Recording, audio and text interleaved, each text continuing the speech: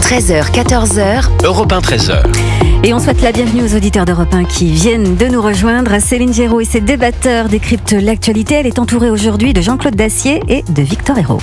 Ils sont plus de 20 000 depuis le début de l'année. Comment endiguer le flot de migrants qui s'échouent en permanence sur les côtes anglaises? La question sera au cœur du sommet franco-britannique à Londres aujourd'hui. Emmanuel Macron, en visite d'État, je le rappelle, au Royaume-Uni, promet des résultats tangibles.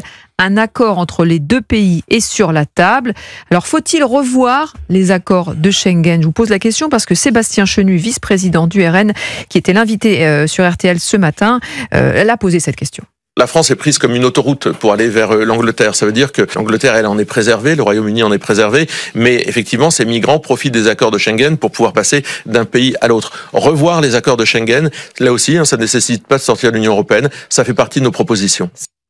Voilà, les propositions du Rassemblement national, Victor Hérault. C'est l'un des exemples qui nous montre que l'immigration massive qu'on n'arrive pas à gérer va nous obliger à supprimer des choses qui étaient extraordinaires, comme l'espace Schengen en Europe, qui était quelque chose d'assez formidable pour les Européens, mais qui aujourd'hui, effectivement, est détourné à des fins de traversée migratoire d'un pays vers l'autre.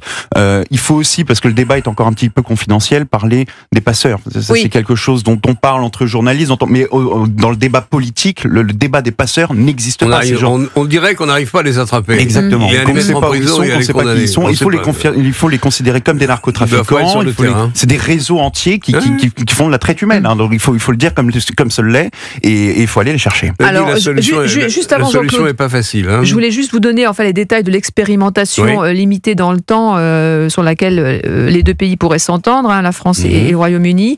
En gros, sur le principe, dans le temps d'un échange de migrants, sur le principe de 1 pour 1. En clair, ceux arrivés illégalement sur les côtes anglaises par small boat seraient repris par la France, et en contrepartie, la France pourrait remettre aux Britanniques par la voie légale un migrant éligible au regroupement familial. Et l'objectif, évidemment, c'est de dissuader et limiter l'influence des réseaux de passeurs dans la Manche. Jean-Claude Dacier. Moi, j'ai une réaction étonnée. Enfin, je veux dire, c'est le 1 pour 1, quoi. Oui, 1 pour 1, mais en marchandise. Ouais. Celui qui va être rendu à la France, si j'ai bien compris, qu'est-ce qu'on en fait? On le garde? Il veut aller en Angleterre, il n'aura pas changé d'avis. Ça me paraît être... Alors je reconnais que le problème n'est pas simple. J'ai vu les images de la télé que les gendarmes, quand ils ont de l'eau aux genoux, sont maintenant plus ou moins autorisés à... ils aller dans le bateau et essayer d'éviter le départ de ces migrants. Mais honnêtement, la situation telle qu'on la vit depuis maintenant des années, payée par l'Angleterre, j'ai oublié combien, mais c'est plusieurs dizaines de millions d'euros, me paraît pas praticable. Enfin, je veux dire, il faut aussi que l'Angleterre accepte sans doute de recevoir davantage de migrants, mais qu'on soit nous en situation d'avoir en permanence à leur dire, ok, Victor Hérault. J'aurais le raisonnement inverse. Non, mais en fait, c'est drôle, j'aurais le raisonnement inverse de dire, je pense que ce que fait l'Angleterre vis-à-vis de nous, le 1 pour 1, cet échange qui les avantage.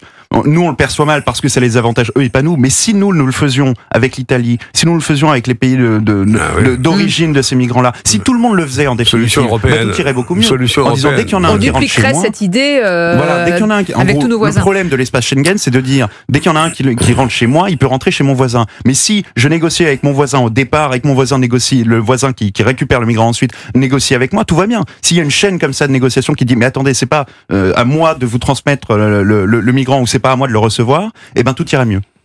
Et je précise aussi que la France envisage de modifier sa doctrine d'intervention en mer, vous en parliez Jean-Claude il y a quelques secondes, pour que les policiers et les gendarmes puissent intercepter les embarcations jusqu'à 300 mètres des côtes.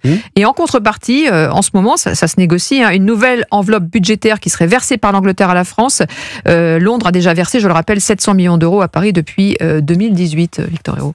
Parce que le problème vital pour l'Angleterre, c'est que effectivement, c'est la bout de course. C'est-à-dire qu'une fois que les migrants sont arrivés en Angleterre, ils n'ont nulle part ailleurs où aller. Donc c'est vraiment le fond du panier. Donc ils doivent tout faire eux, mais ils en arrivent à nous payer cher pour essayer de ne pas avoir nos migrants. Et je crois qu'ils n'ont pas l'obligation d'avoir des papiers pour travailler. Je crois. Donc il y a un statut pour les migrants qui arrivent, qui est différent de celui que nous connaissons en France. Mais honnêtement, mais les migrants veulent en priorité, Jean-Claude Dacier, aller mais c'est leur, en Angleterre. C'est leur destination prioritaire. C'est une des raisons que je viens de citer pour lesquelles ils veulent absolument aller en Angleterre, parce que d'abord ils parlent. Pour beaucoup, un certain nombre d'entre eux parlent anglais. Ils ont la perspective de pouvoir travailler rapidement, sans avoir forcément la contrainte des papiers. Donc, je vois pas ce qu'ils vont nous sortir cet après-midi. J'espère que l'accord nous fera un peu progresser, mais enfin la situation à Calais, ça fait maintenant 20 ans que ça dure, c'est plus acceptable. Enfin, vous avez maintenant des gars des migrants qui arrivent, qui sont nourris par des organisations on peut pas leur reprocher d'essayer de les accueillir à peu près convenablement, mais en même temps ils sont là, ils s'installent, ils passent des nuits dans des conditions qu'il faut mieux pas connaître, et puis ils essaient ensuite de partir par tous les moyens. Et c'est pas ça. Je vois pas comment on changera